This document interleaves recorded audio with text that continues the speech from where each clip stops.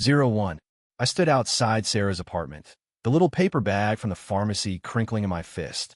6 hours ago, her number had flashed on my screen. Liam, she'd said, her voice small and shaky. I'm in a little trouble. What's wrong? The condom broke. She was barely whispering. Could you go get me that pill? You know the one. It's hard for me to get out right now. 10 years. Since high school. Anytime she used that voice, I was physically incapable of saying no.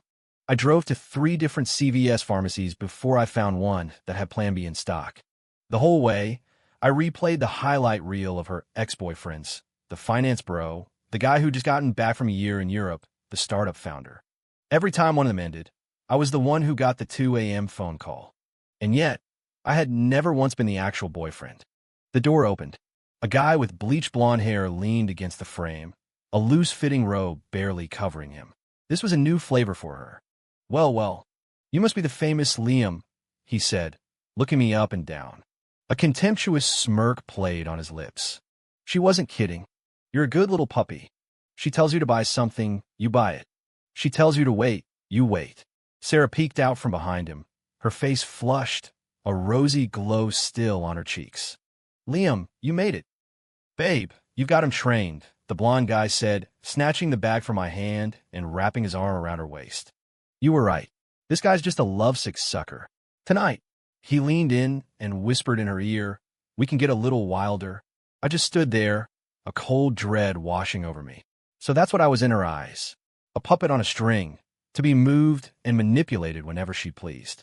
Thanks, Liam, she said, batting her eyelashes. The same smile that had made my heart ache since we were kids now felt like a slap in the face. No problem. I turned and walked away, the sound of their laughter following me down the hall. This is the last time, I told myself. But it wasn't until I was out of the building and back in my car that I realized my palms were slick with cold sweat. 02. On the drive home, I remembered that ridiculous night sophomore year of college. 3 in the morning, and my phone rang. It was Sarah. Liam, I'm at a bar, and there's some trouble. When I got there, she was in the middle of a game of truth or dare with a group of sorority sisters. Her face lit up when she saw me. Perfect timing. I lost. The dare is to confess my love to a guy. Sarah, don't. She was already throwing her arms around my neck. Liam, I'm in love with you. My heart skipped a beat, right up until I heard her friends burst out laughing. Don't take it seriously, Liam, she said, patting my shoulder. It's just a game. There were countless other times. Playing the part of her boyfriend to get her out of a bad blind date. Acting as a buffer to ward off a guy who wouldn't take no for an answer. Even driving over to her latest boyfriend's place to rescue her from an argument. The worst was last summer. She said she wanted to go to the beach for the day and asked if I could drive her.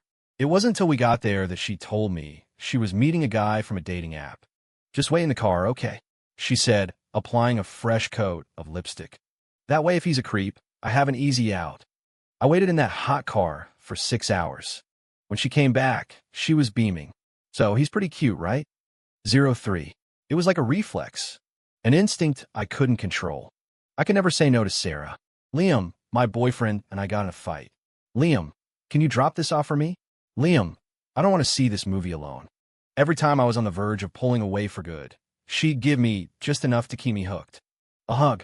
A quiet, you're the best. A simple practice pout. But this time was different.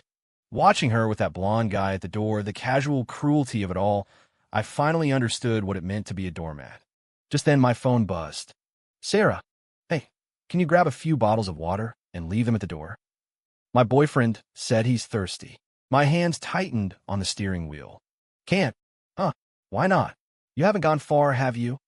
Sarah, I'm not your delivery guy. The other end was silent for a few seconds. Liam, what's wrong with you? Did I do something to make you mad? I could take you out to dinner to make it up to you. There it was. The same old trick. No, thanks. You two have fun. I hung up. A barrage of texts immediately followed. Liam, don't be mad. It was just this one time. You know you're the best. I didn't reply to a single one. Liam, wait up. The familiar voice called out from behind me. I stopped at the entrance to my office building and watched Sarah hobble toward me in her high heels. I know you're mad, she said, grabbing my arm. It was all my fault. Just forgive me this once, okay? The same old wheedling tone. "Let me buy you lunch, please," she said, her eyes wide. "There's something else I wanted to ask you." "What is it?" "Kyle wants to open up a new shop, and he needs some investors. I was wondering if you could." I let out a cold laugh. "Kyle, that's the blonde guy." "Liam, don't be like that." She moved closer, her perfume washing over me. "I promise this is the last time. Haven't you always been the one who's best to me? 10 years. It was always the last time." "No." I pulled my arm away. "Liam." She grabbed the corner of my jacket. "You've changed. The old you." "You're right. I have changed." I looked her straight in the eye. "Sarah, you can't keep bleeding me dry like this." She froze, her eyes starting to well up. You don't like me anymore." The question was a dagger, aimed right at my weakest point. But this time, I turned and walked into the elevator without answering. "Your friends say you've been in a bad mood lately. My mom called that evening. Did Sarah upset you again?" I didn't say anything. "You two grew up together. You know how she is. Just try to be patient with her." After I hung up, another text from Sarah came through. "Liam, why are you ignoring me? I'm really sorry. Whatever you want, I'll do it, okay?" I was about to turn my phone off when a new message popped up. Kyle and I broke up. The oldest trick in her book. Whenever she got bored with a new guy, she'd dangle a breakup in front of me to reel me back in. "Are you home? I want to come over." 10 minutes later, she was at my door, wearing an off-the-shoulder white dress, her makeup perfect. "You've lost weight," she said, reaching up to touch my face. I took a step back. "What do you want? Is it true? You really don't like me anymore?" She bit her lip. "But you always... You think I'm just supposed to like you forever?" "Well, yeah. We grew up together," she said, as if it were the most obvious thing in the world. "You promised you'd always be there for me." I almost laughed. "And that gives you the right to use me up?" "I didn't." Her voice broke, and tears started streaming down her face. I just depend on you so much." "Depend on me?" I scoffed. "Or you see me as your personal ATM and errand boy." The tears stopped instantly. Her soft, wounded expression hardened into anger. "What's that supposed to mean?" "Exactly what it sounds like. How can you say that?" Her voice rose. "I treat you like family, like the most important person in my life. And this is what you think of me." "The most important person?" I shot back. "Then why didn't you ask your precious Kyle to go get her plan B?" "You..." She was trembling with rage. "I actually thought you cared about me. Turns out you're just like all the other guys. You just wanted to get in my pants." It was laughable. All those years of devotion. And this is what it amounted to in her mind. "Get out." I shut the door in her face without a second thought. "Fine. Great," she yelled from the hallway. "Liam Carter, you just wait. Let's see how great your life is without me in it." The next day, she posted a picture on Instagram of her and the blonde guy, wrapped in each other's arms. The caption read, "Finally with someone who just gets me." I calmly unfriended her. "Everyone, this is my boyfriend, Kyle. We just closed a huge investment deal together," Sarah announced, clinging to the blonde guy's arm as she made the rounds at the bar.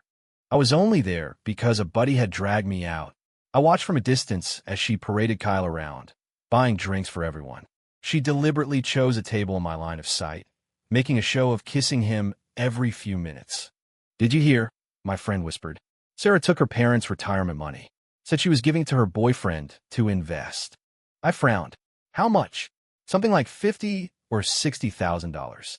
I put down my glass, ready to leave. "Liam Carter," Sarah suddenly shouted, her voice slurring. "See how hot my boyfriend is. So much better than you."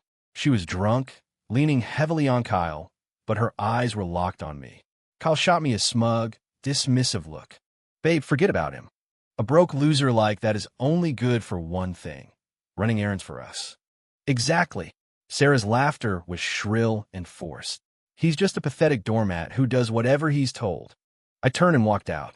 Behind me, I heard her voice deliberately loud. "Kyle, let's go home. Tonight I want you to..." 08. Sarah's lost her mind. My friend called me the next day.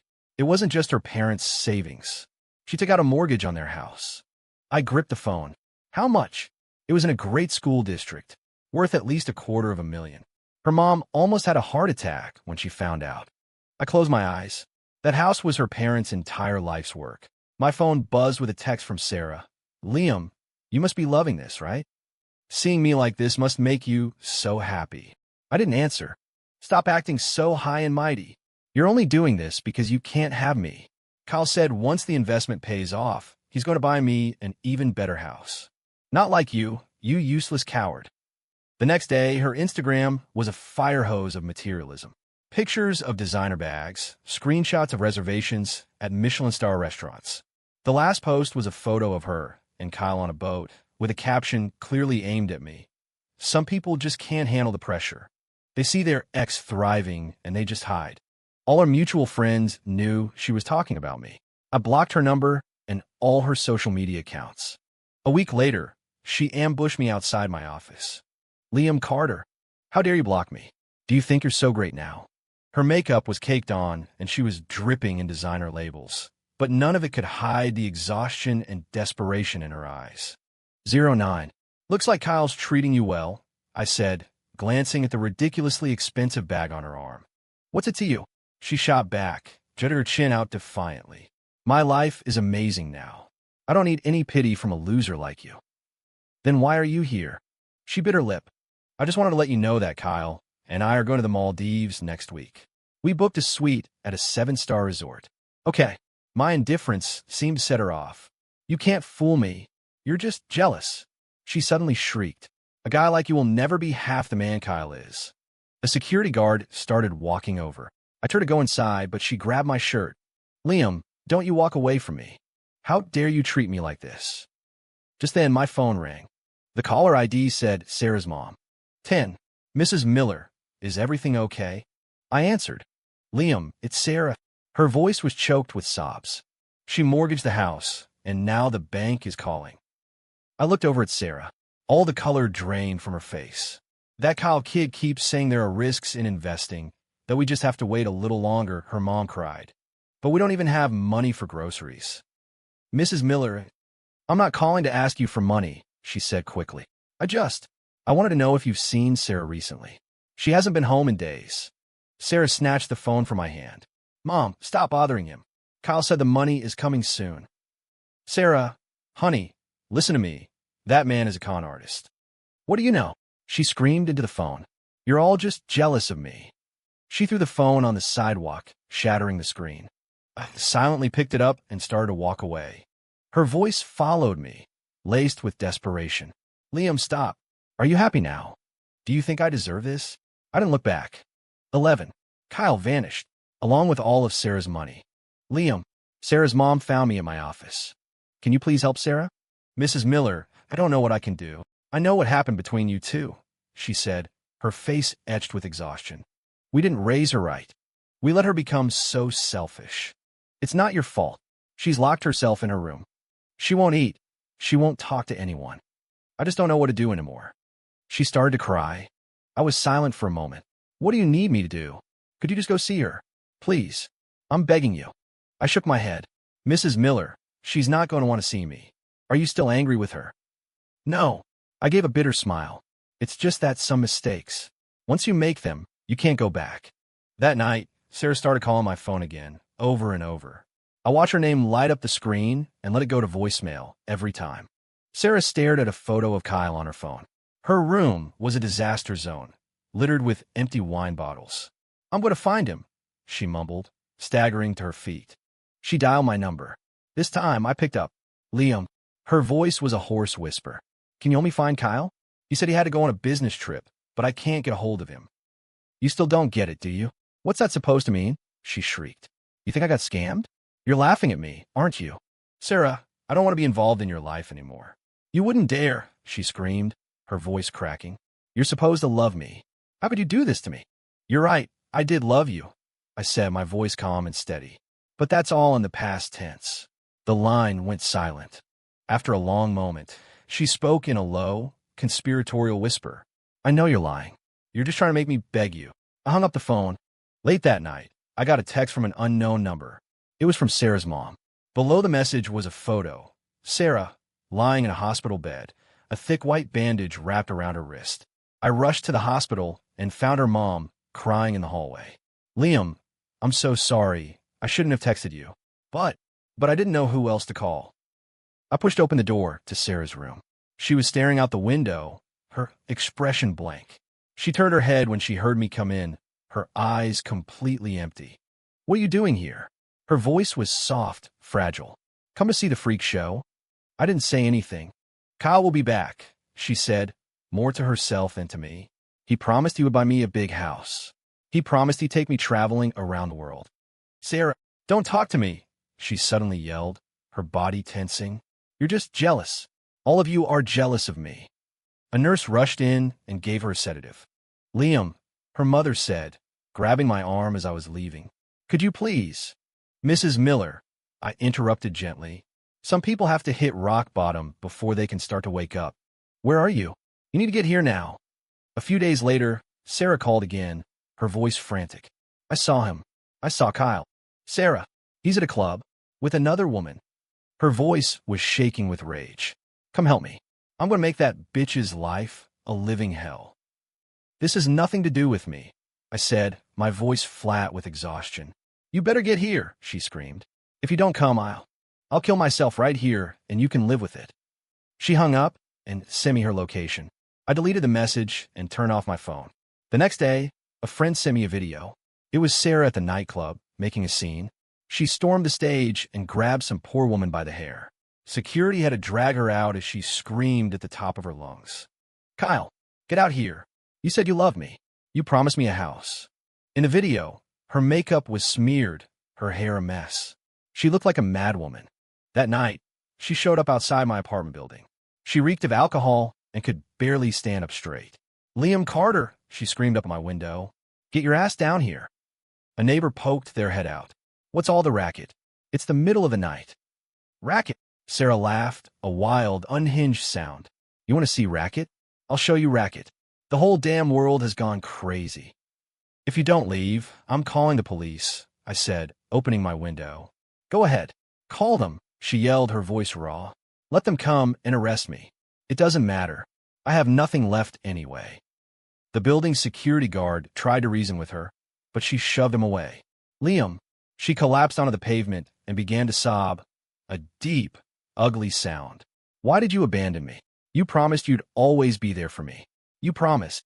I closed the window. Get down here. She started picking up rocks from the landscaping and hurling them at the building. You said you loved me. You said you'd wait for me forever. One of the rocks shattered a window on the first floor. 10 minutes later, the flashing lights of a police car painted the street blue and red. Don't you touch me, she shrieked as they tried to restrain her. Liam, come out here. You're a liar. You're just like Kyle. You're all liars. I lit a cigarette and watched them put her in the back of the car. My phone vibrated. A text from her mom. I'm so sorry, Liam. She was drinking. I'm on my way to the station to get her now. I turned off my phone. The late-night breeze was cool, and the sidewalk below was a mess of broken glass and shattered pride. Heard they caught Kyle in Vegas. A friend told me over the phone. He conned at least 7 or 8 women. Same exact scam every time. Oh, I said. And Sarah. My friend hesitated. I heard she moved back to her hometown with her parents. I didn't respond. You really don't care at all anymore? I pinched the bridge of my nose. Everyone has to pay for their own choices. After we hung up, a news alert popped up on my phone. Serial romance scammer apprehended. Millennial women were primary targets. The photo showed Kyle in handcuffs, a lazy smirk still on his face. My phone rang again. A new number. It was Sarah. This time, her voice was unnervingly calm. Liam, I'm sorry. I remained silent. I know saying sorry doesn't fix anything, she said softly. I just wanted to tell you that I'm moving away for a job. I won't bother you again. Take care, I said, about to hang up. Wait, she said quickly. Can I just ask you one last question? Liam, can I see you one last time? Sarah's voice was tired. I swear, this will be the last time, and then I'm gone for good. I didn't answer. Please, just think of it as our final goodbye. Half an hour later, I met her on the street in front of my building. She was wearing a simple white t-shirt and jeans with no makeup. She looked like a completely different person from the one who was always so done up. I regret everything, she said, looking at the ground. I cut her off. If you have something to say, just say it. Can you give me another chance? Her voice trembled. I know I was wrong. I really know that now. I reached into my jacket pocket, pulled out my wallet, and handed her my marriage certificate. She stared at it, then took it with trembling hands. She opened the small booklet, her eyes wide with disbelief. "We got it 3 months ago," I said calmly. Her hand started to shake violently. So that day you got the plan B for me. I was already married. Why didn't you tell me?" Tears finally spilled down her cheeks. "Did I need to? I took the certificate back. In your world, wasn't I just a backup plan? The guy who was supposed to wait around for you forever?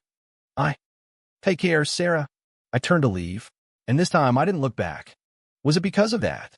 Sarah's voice suddenly rose, sharp and hysterical. "If I hadn't made you buy that pill that day, would you have still done this to me?"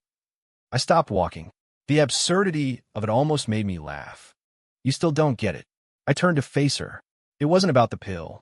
It was about the 10 years you spent treating me like I wasn't a human being." "I didn't," she stammered.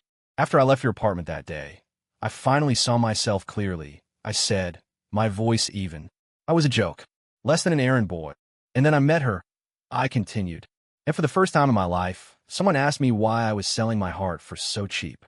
"You're just trying to get back at me, aren't you?" she sobbed. "No, Sarah." I shook my head. "I just finally learned how to love myself. But you loved me the most."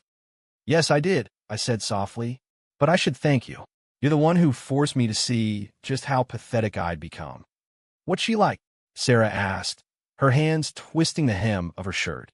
"The first time we met, I was in a coffee shop and I spilled my latte all over her." A small smile touched my lips. She didn't get mad. She just asked me if I was having a bad day. "That's it." "No." I looked up at the darkening sky. She told me that there was a look in my eyes that broke her heart. She said I looked like a bird with a broken wing. Sarah bit her lip. "And you just fell in love with her?" "She never calls me at 3 a.m. to pick her up from a bar, but if I'm working late, she'll be waiting downstairs with takeout," I went on. "She would never make me go by her plan B, but when I had the flu, she stayed up with me all night." "Stop." Sarah cut me off. Just then, a gentle voice came from behind me. "Liam, my mom made some soup. She said we should come get some while it's hot." Molly walked up and then stopped short when she saw Sarah. "Oh, I'm sorry." "It's okay. We're done here," I said, taking Molly's hand in mine. Sarah stared at our intertwined fingers, and a fresh wave of tears streamed down her face. In that moment, she finally understood what real love looked like. 20, you look happy," Sarah said, wiping her eyes as she watched Molly lean her head on my shoulder. Molly looked a little uncomfortable. "Don't worry," I said, putting my arm around her. "We should get home." "Wait," Sarah called out. Can I ask you how you fell for him?"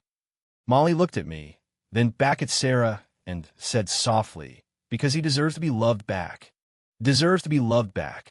Sarah let out a bitter laugh. "Yeah, he was so good to me, and I just took it all for granted. One night, I brought him dinner at his office because he was working late," Molly said, squeezing my hand. "I found him asleep at his desk.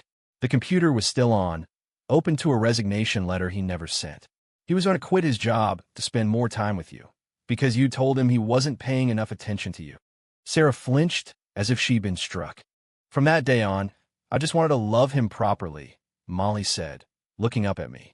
"I wanted to show him that love isn't supposed to be a one-way street." I leaned down and kissed the top of her head. Sarah turned and ran, her silhouette looking small and lonely against the streetlights. She finally understood that what she had thrown away was the most precious thing in the world, a true heart. 21 Liam. 2 weeks later, Molly showed me a photo on her phone. "Look at this." A friend of hers had sent it. The photo showed Sarah at a train station, standing alone with a suitcase, staring blankly into the distance. "I was dropping a friend off and saw her from far away," Molly said quietly. "She just sat there on a bench all day. It was like she was waiting for someone who was never going to come." I didn't say anything. "Her mom told mine that she sold the house to pay back all the debt from that Kyle guy," Molly said, watching my face carefully. "Do you feel sorry for her?" I shook my head. "Everyone has to face the consequences of their own choices." That day, Molly leaned her head on my shoulder. She asked me why I married you. I told her it was because you deserved to be loved back. She started crying. I kissed her forehead. "Silly, it's because I was lucky enough to find you." Just then my phone buzzed. A final text from Sarah. "I finally understand that some people, once you let them go, are gone for a lifetime. I hope you be happy. 22 1 year later. Liam, Did you see this? A friend texted, sending a link to an article. Sarah opened a coffee shop. Looks like it's doing pretty well. I stared at the photo on the screen. She'd cut her hair short and was wearing a simple white blouse, standing in front of her shop with a peaceful smile on her face. I heard she's really changed, the text continued. No more heavy makeup, no more partying. Just quietly runs her business. Molly brought me a glass of milk and glanced at my phone. She looks good. I locked the screen and put my arm around her, resting my hand on her growing belly. Other people's lives don't have anything to do with us anymore. You know, Molly said with a small smile. She named the cafe Beginnings. I paused. And there's a little sign on the door, she added. It says, "May everyone find the love they deserve." I leaned down and kissed her. I already have. Outside, the sun was shining. A new life had already begun. 23 years later. "Daddy, I want that one," my daughter said, pointing at a cake in the window. I pushed open the door to the coffee shop and froze. Sarah was behind the counter, wearing black-framed glasses, intently focused on making a pour-over. There were faint streaks of gray in her hair and new lines around her eyes. She looked up and saw me. Her eyes widened for a fraction of a second, then softened into a calm, polite smile. "Welcome. Strawberry cake," my daughter demanded. "You got it." Sarah knelt down, her voice gentle as she stroked my daughter's hair. "Hey there, sweetie. Do you want extra whipped cream on that?" "Yes." I watched her profile, now touched with a premature weariness, and remembered something a friend had told me. Sarah never remarried. I don't think she's even dated. Said she'd never find someone who loved her like you did, and that she didn't deserve it anyway. "This must be your daughter," she said, bringing over my coffee and the cake. "She looks just like Molly." "Yeah. I heard you have another one on the way." "Due next month." She smiled and nodded.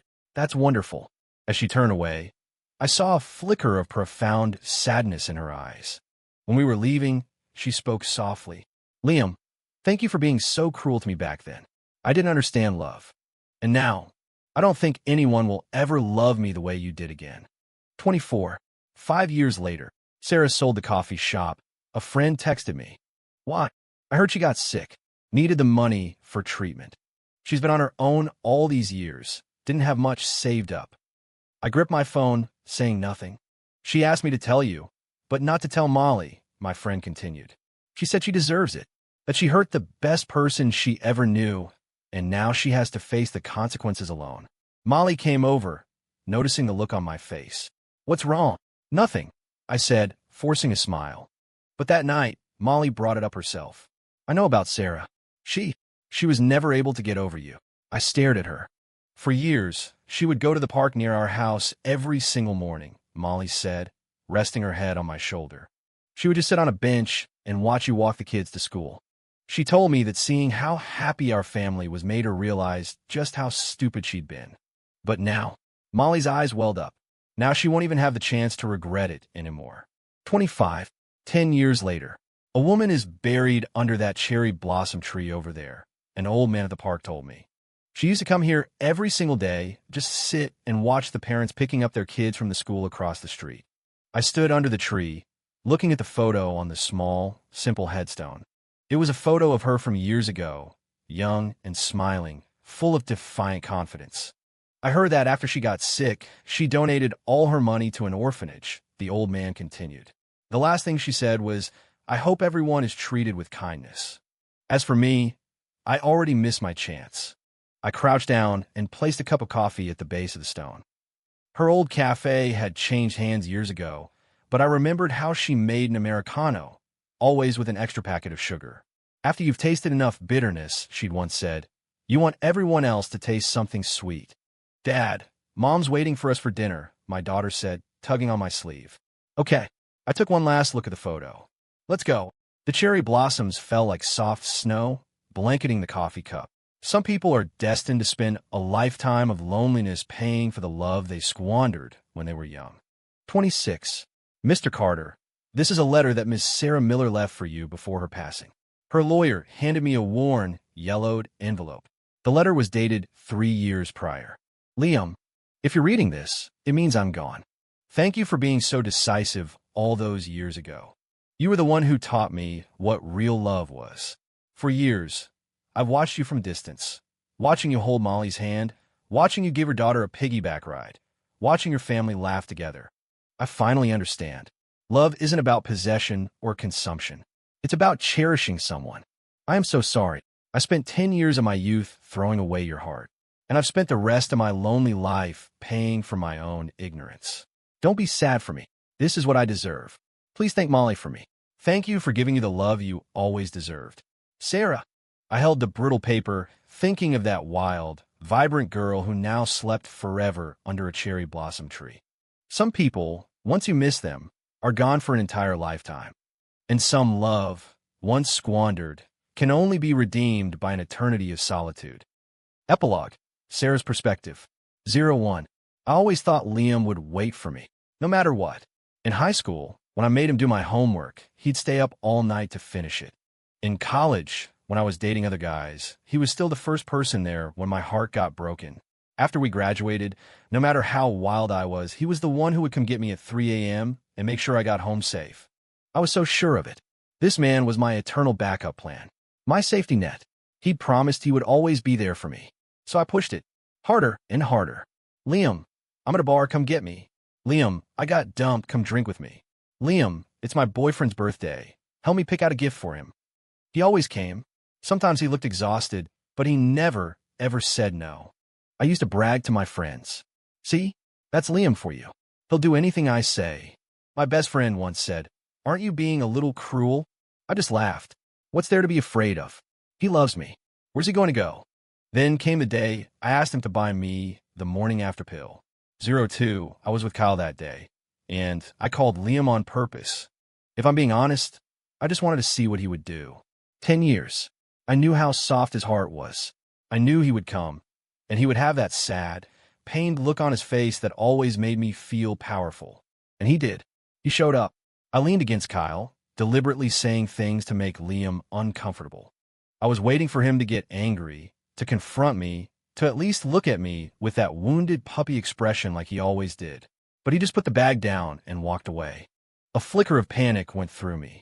I called him the next day, figuring I would just pout a little, say a few sweet things, and he'd melt like he always did.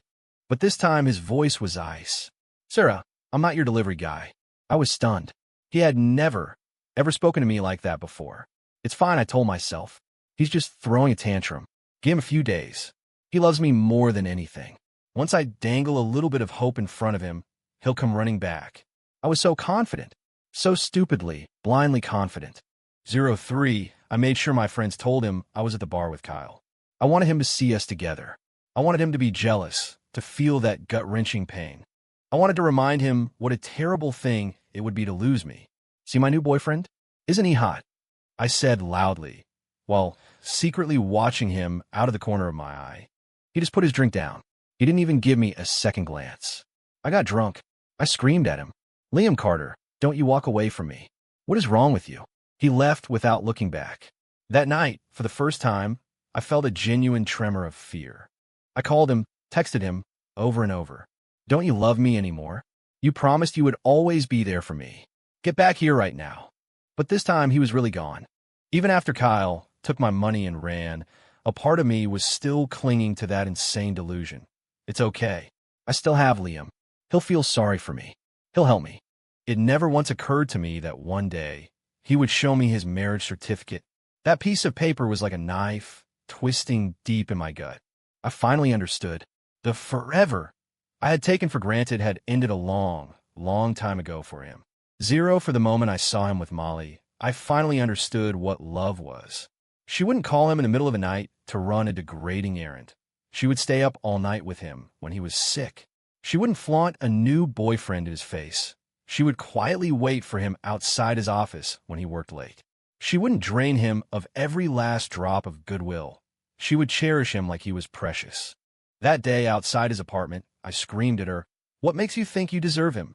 She just looked at me with her kind eyes and said, "I don't know if I deserve him, but I know I'll spend my whole life trying to be good to him." And I broke down. That was love, not entitlement, not taking and taking and taking. It was mutual care, mutual respect. Watching them hold hands, I suddenly remembered something he'd said to me in high school. As long as you're happy, Sarah, that's all that matters. But I had used his love against him. I had treated his heart like a toy. Liam, I said, wiping my tears. I hope you'll be happy. As I walked away, I heard him say her name, his voice so full of tenderness. Molly, let's go home. And in that moment, I knew I had lost the greatest love this world had to offer, forever. 05 later, I opened a coffee shop. I called it Beginnings.